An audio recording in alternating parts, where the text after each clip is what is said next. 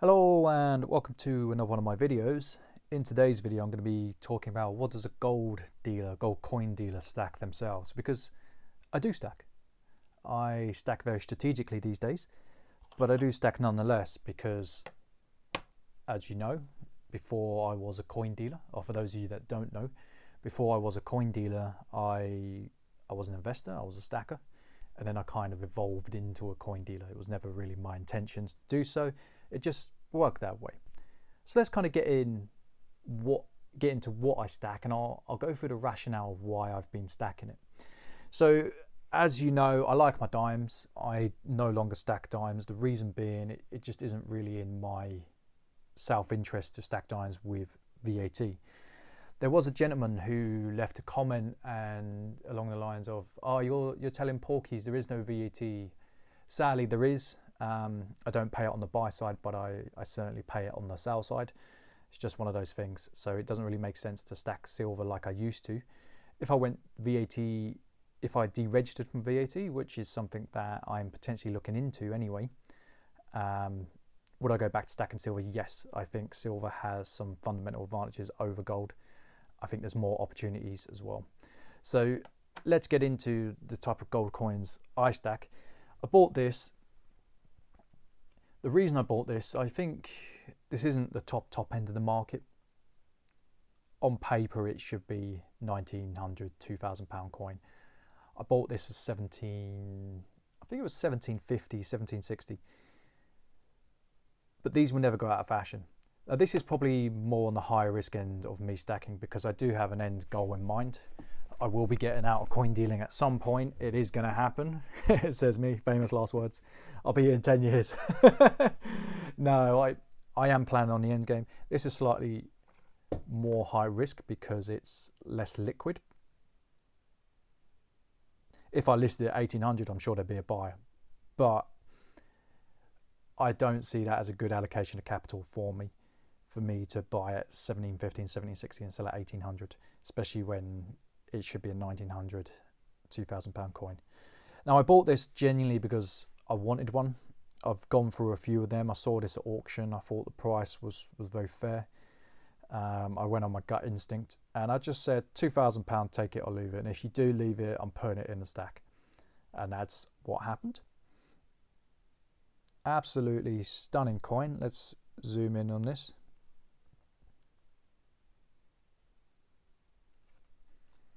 I do prefer my smaller gold. The next coin I will show you is going to be a large gold. This went into the stack. So this is a PF70. Sadly, I don't know how it got a scratch on the case. No idea how that happened. It just had to be this coin, annoyingly. I spoke to the grader. He said he could get it sorted. Now this was a no-brainer for me to put into the long-term hold. At PF70, it's a very low mintage. The reason I went for the 5 coin set is because I knew the mintage was going to be low. There was a dealer who he was trying to buy one of these. I'll buy a couple of them. I don't know the exact backstory. I really hate this when they're like, "Oh, what do you have?" And it's like, "Well, say what you're paying. You want it, say what you're paying." I'm not playing these games. But I'd send him a cheeky little message like, "Oh, what are you paying?" And I think he's like 5,250. I laughed at him. You know, I was just like, no chance, mate. Like, I know this is going to be up. I've slapped £10,000 on this. Now, a lot of you might spit your coffee out that number. That's a soft no. That's me saying, if you want it, you're going to pay your money. But the reality is I don't want to sell it. I'm going to be holding on to this for a long time. I have no intention of selling it. I think the value on these is just going to go up in price. It's a fantastic design. It's minimal mintage. And due to the sad news of the Queen passing, it's only going to do the price favours. Don't like to profit out people's deaths. Unfortunately, that is how it is. I have no control over that.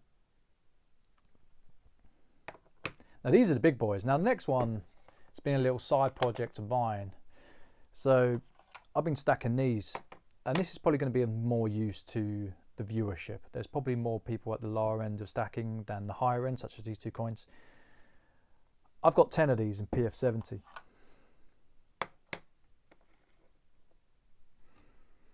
And the reason I bought 10, I was buying these up at £400 a pop.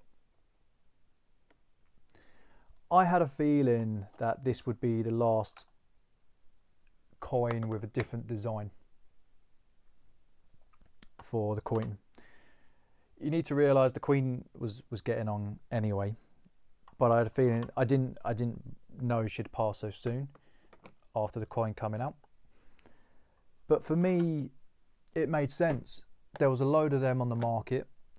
I'm now in a position as a dealer where I don't need, like when people come in and they say, yeah, well, I've got money waiting, and I'm like, so what? I don't need to turn cash over as quickly as I used to. In terms of months like last month where I bought 100k, that's a different matter, but I can put 5k to one side, 10k to one side, and that's just the evolution as me as a dealer. I've always kind of ploughed my profits back into new stock and taken very minimum amount. I've always run on a shoestring, and it means I can stack stuff like this. Now, when I was buying, I was looking at the mintage and I was looking at the price and I was thinking, there's a real disparity. I personally believe these are a £600 coin. Doesn't mean they're a £600 coin now, but I believe they're a £600 coin in the future. So the plan was to buy 20. And then the news happened, and then the price shot up from 400 to, I believe, 500. And I'm looking and I'm thinking 20 might be off the books now. I don't particularly want to be in at 500, because whilst I believe it's a £600 coin, I need to factor in margin of error. Now, if I'm buying at 500 and it tops out at 500, which it may do, I don't think it will due to the design. The design is sheer class, and the mintage, and also with the passing of the Queen. I don't think 500 will be the top of it.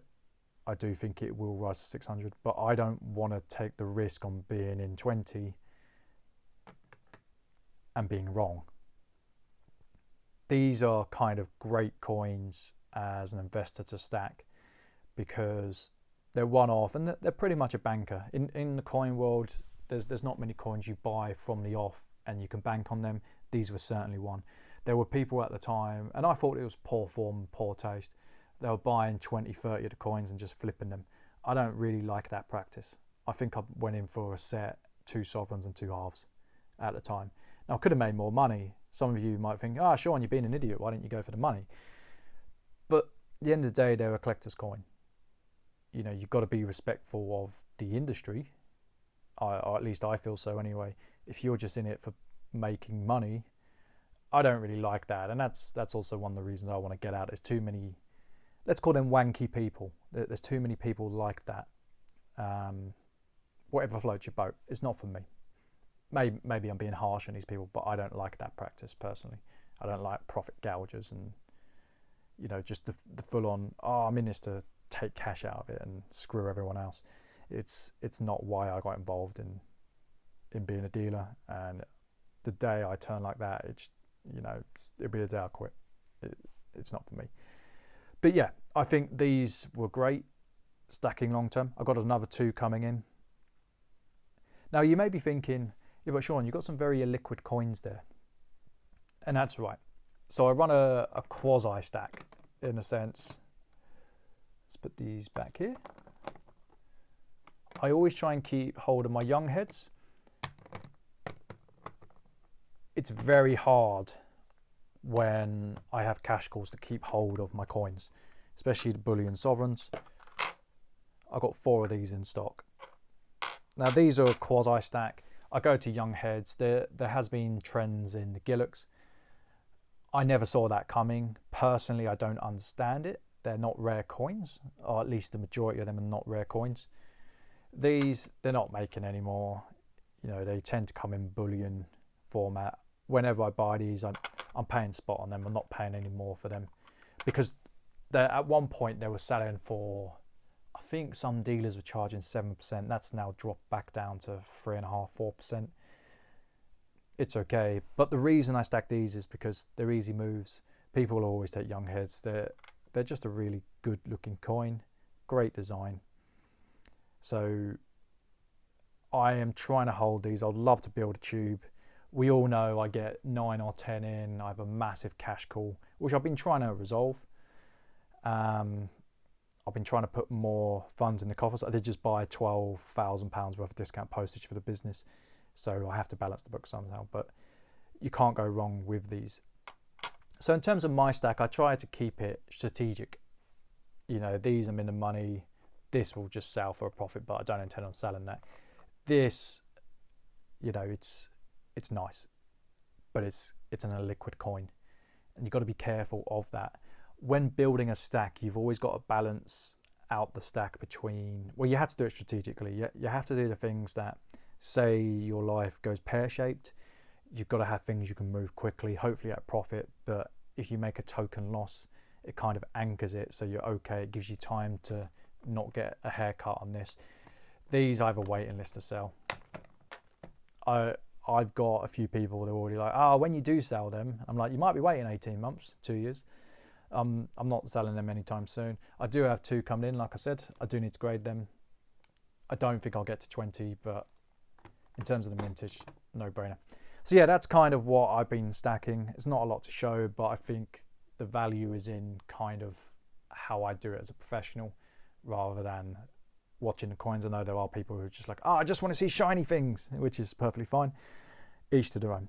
So I hope you've enjoyed the video, and I'll see you on the next one.